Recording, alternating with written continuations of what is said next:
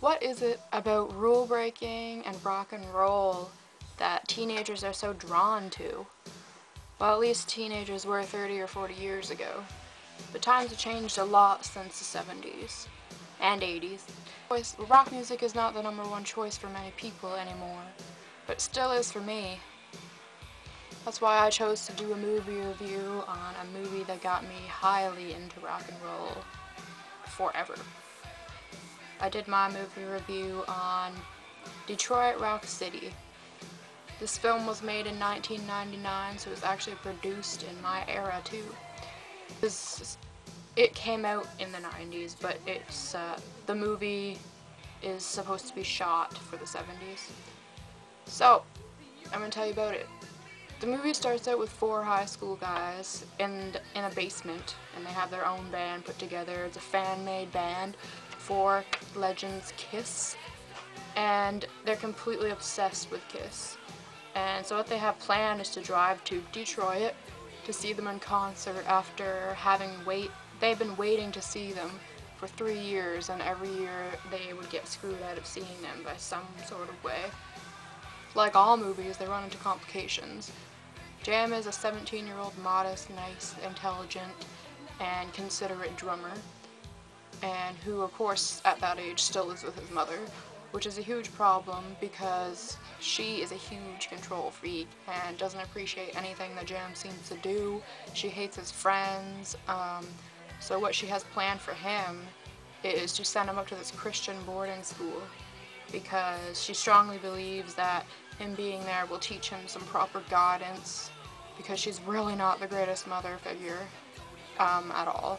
So after she ends up finding the Kiss tickets in Jam's jacket pocket while he's off at school, she is not happy because to her Kiss is like the devil and it's all about Satan and hell, and she just doesn't approve.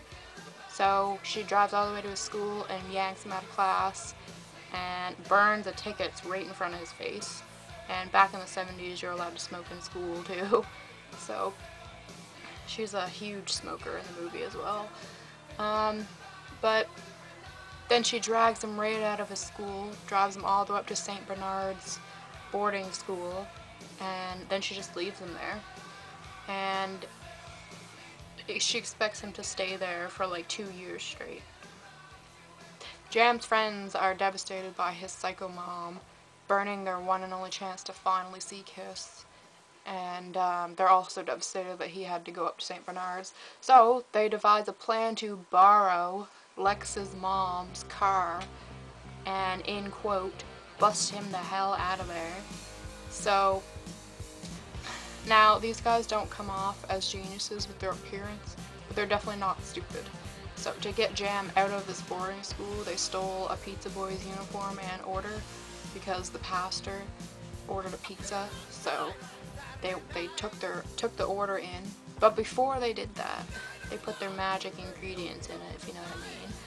And so they took it up, and Hawk is the one who delivered it. Hawk is like the mastermind behind everything. He whispers to Jam to not take a slice if he's offered any.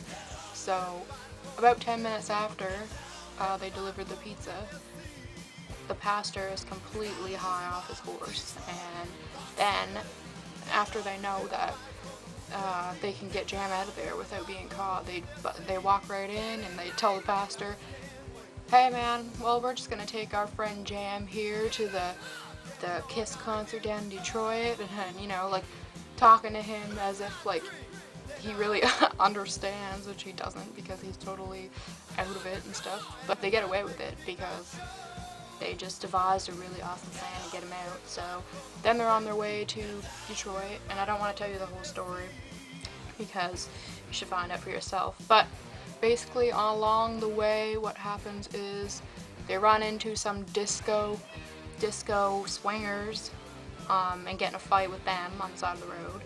Hawk ends up stripping at this ladies' nightclub. Jam ends up hooking up with this girl from school that he's always had a crush on and telling his mother off. Lex ends up finding his mom's car, which happened to get stolen. They ended up picking up one of the disco queens that they ran into on the side of the road because she ended up getting mad at the people she was with and leaving. and that's where the song Christine 16 by Kiss came from, because her name is Christine, and she ended up going to Detroit with them, and she was asleep in the backseat of the car when it was stolen. So Lex ends up saving her and the car, all by finding Rottweilers in an alley. And last but not least, Trip ends up saving the night at a bank robbery, all with a rubber stretch doll. So I'm not going to tell you if they end up seeing the band or not, you'll find out for yourself. This movie I found very believably practical, pretty well all things that it could have actually happened. It had a great storyline, shows how these guys are totally devoted to seeing Kiss and do just about anything to see them.